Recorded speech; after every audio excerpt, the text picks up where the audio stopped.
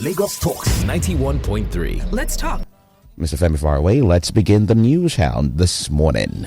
All right, so the talk around the Commonwealth Games doesn't seem to end. And yesterday, Nigeria also participated, but there was no podium finish for Team Nigeria on day 6 of the event. Medal hopefuls Rosemary, Chukwuma and Nwokocha finished 4th and 5th in the women's 100 meters final. Now, remember, on day 5, Nigeria finished off with a good number of medals. However, on day 6 in athletics, Chukwuma and Nwokocha finished behind Elaine Thompson-Herah of Jamaica, Julien Alfred of St. Lucia, and also Daryll Neita of England, who claimed the gold, silver, and bronze medal respectively. Udo-Gabriel, Patience Omovoh, and youngster Ella Onojuwvwo all failed to make it to the final. It was also a bad day in the men's 100 meters event as no Nigerian made it to the final. Godson Brume, Favour Ashe, Raymond Ekevo all failed to qualify as well, as winning medals in athletics continued to dwindle. In the men's high jump event, Mike Edwards finished in 6th position after his 3 attempts to scale through the 2.22 meters jump proved unsuccessful. However, Patience Okon-George qualified for the semi-finals of the women's 400 meters event after she ran 52.63 seconds to finish 4th in her heat. It was not good enough to earn her a semi-final place as one of the fastest non-automatic qualifiers. Simon Nathaniel Dubem Amene also qualified from heat 1 of the men's 400 meters and will hope to brighten their chances of winning a medal when the event continues today. From table tennis, Esther Oribamise won her female singles to progress to the main draw after winning her 2 preliminary games. We also know as well that Sule Nasiru defeated Canadian Mohamed Mudashir 3-0 in his first match of the men's table tennis event in the para category. Now, there are more table tennis events lined out later today as well. We'll bring you the updates from those games. And boxing, it was a nightmare for Adeyinka Benson. He lost in the quarterfinals of the men's middleweight boxing 71 to 75 kg to Scotland's Sam Hickey. And now let's come to local football. Enugu Rangers, Eyimba, Kwara United and Remo Stars are the 4 Nigeria Professional Football League sides that were dumped out of the ITEL Cup in the round of 32 by less fancied clubs. 4-time winners, Eyimba, were beaten by Niger Tornadoes 6-5 on penalties after regulation time ended goalless in Ijebu-Ode. Ekene Awazie's miss in sudden death saw Tornadoes progress to the round of 16 at the expense of the 2-time African champions who finished 7th in the NPFL last season. At the Samuel Ogbemudia Stadium, Benin City 2018 NPFL champions Enugu Rangers suffered same fate in the Oriental Derby as they lost 8-7 to Heartland on penalties after full time stood at 1-1. Meanwhile, in Abuja, Kwara United's dream of qualifying for the CAF Confederation Cup went up in smoke as they almost lost 4-3 on penalties to Wiki Tourist after a hard-fought 90 minutes finished 1-1. Kwara's Alao Dabani's early strike was cancelled by Victor Dawa before the Afonja Warriors lost the ensuing shootout. In Enugu, a hat-trick won by winger Samuel Amadi gave 2017 champions Aqua United a comfortable 3-0 win over Remo Stars at the UNEC Stadium. Sunshine Stars also hammered Rovers of Calabar 5-1 at the Apa Aku Stadium in Markodi. In other results, 2019 champions Kano Pillars annihilated Nigerian National League side Zamfara United 5-0 to advance to the last 16 at the Ahmadu Bello Stadium in Kaduna.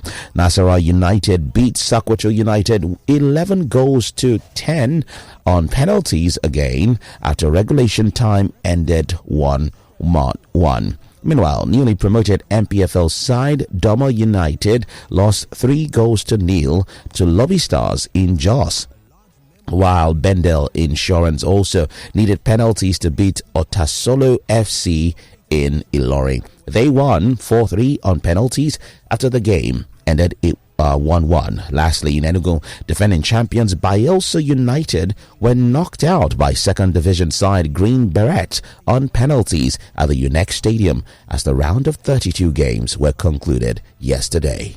Well, let's just give a quick update as well to that story. There's the round of 16 fixtures to come through as well. That's the next phase for the men's event of the Federation Cup. Green Beret against Niger Tornadoes. Lowy Stars will take on Akure City. Heartland against Dakar FC. Sunshine Stars up against Katsina United. We also know Akwa United will play host to Kogi United. It's DMDFC up against Kano Pillars. El Kanemi Warriors will slug it out with Wiki Torres. Bendel Insurance will entertain their opponent. That's Nasarawa United in the next phase of the tournament. Well, let's move on through with more stories as well coming through right here. There's the updates from Ghana. Now, yesterday we served you stories concerning the Ghana Premier League. Well, the sponsor is Bet Power. They've gathered they would invest $6 million in the Ghanaian Premier League over a 3-year period as the title sponsor. Now, the betting firm has named the league's official sponsor on Wednesday during a brief ceremony at the Ghana Football Federation Secretariat in Accra. In addition to the agreed upon principle, the GFA will pay clubs a locker room bonus for each match won. There will also be a pitch in Pram Pram that will be built and also rented out to clubs at a reduced rate. The partnership between the body and the Ghana Football Association is aimed at properly marketing and positioning the elite league to become an African phenomenon as one of the most successful and attractive leagues on the continent. The 2022-2023 Bet Power Premier League is scheduled to be launched on the 2nd of September 2022, with the league kicking off on the weekend of the 9th to the 12th of September 2022. And Nigeria international Sadiq Umar's time with Almeria may be over after Bundesliga side Borussia Dortmund submitted an offer of 25 million euros for the striker. Dortmund are in the market for a striker and have identified the Super Eagles striker as the perfect player to help them fight for titles next season. Sadiq has been in fine form for Almeria for consecutive seasons and has scored 38 goals in 74 La Liga 2 appearances, also registering 19 assists in the process. Meanwhile, winger Ademola Lookman is reportedly set to have a medical ahead of a £12.5 million move to Atlanta. Well, let's stay in Europe as well. UEFA has announced it will start using the new semi-automated offside technology, the SALT, from the Champions League group stage this season. It also be in place for the UEFA Super Cup when Real Madrid play Eintracht Frankfurt on April with the Premier League referee Mike Oliver appointed to the game. Now, the artificial intelligence-based system will replace the VAR's manually linking lines across the pitch to players and selecting where the ball has been kicked. It is intended to make decisions quicker, more accurate, while also providing improved visualization for fans. And speaking of fans, an unprecedented demand for tickets to watch England play USA at Wembley in October led to the Football Association's website crashing on Tuesday, and fans being held in queues online of more than 45,000 people. By Wednesday lunchtime, all available general admission tickets were sold out, with just hospitality options still on sale. The FA announced at 2 p.m. that England, the newly crowned European champions, were in line to host the USA, the World Cup holders, on 7th October.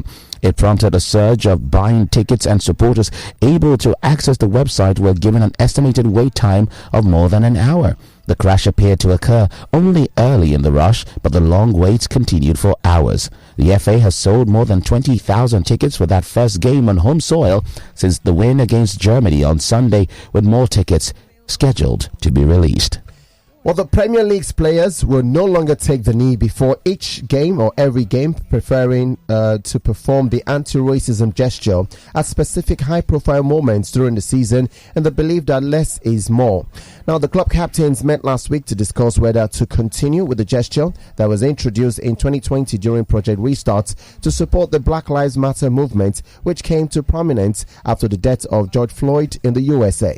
There were differing views in the meeting, with some captains speaking on behalf of teammates, fearing the gesture had lost its power or even become divisive. Now, some fans have chosen to believe it was political connotations, even though it was made crystal clear to everyone it is intended to highlight the need for greater equality and inclusion. The league said the gesture could be or would be performed during the first and last round of fixtures, the dedicated No Room for Racism rounds in October and March, the Boxing Day games, and the Carabao and FA Cup finals. And still staying with the Premier League, new Arsenal captain Martin Odegaard admits he tried everything to convince Norway teammate Erling Haaland to join him at the Gunners. The former Borussia Dortmund striker eventually signed for Manchester City this summer. Odegaard and Haaland teamed up at international level, and there were often talks of the former trying to lure his compatriot to North London. Howbeit, he wasn't able to do so eventually. He said, and I quote, "When Arsenal fans were posting pictures of him and me in the shirt, I sent it to him, you know. I was working, but unfortunately, it wasn't enough. He just laughed, and he's a funny guy," he said. Well, on the final note, this story comes with controversy. World Triathlon has voted to allow transgender women to keep competing in the female category in a ruling which goes notably against recent decisions from the governing bodies of swimming and rugby league. However, under World Triathlon's new rules, trans women will face greater restrictions from gaining approval to compete internationally, including having to lower their testosterone levels for 2 years rather than 1, as is now the case. They must also now wait for at least 4 years after transitioning if they have previously competed as a male in any sporting competition rather than one. World Triathlon, which is closely linked with the International Olympic Committee, said in a statement that its new policies aimed to balance inclusion with fairness. That concludes the News Hound, brought to you by Adu and not so far away. We are Lagos Talks 91.3. Let's talk.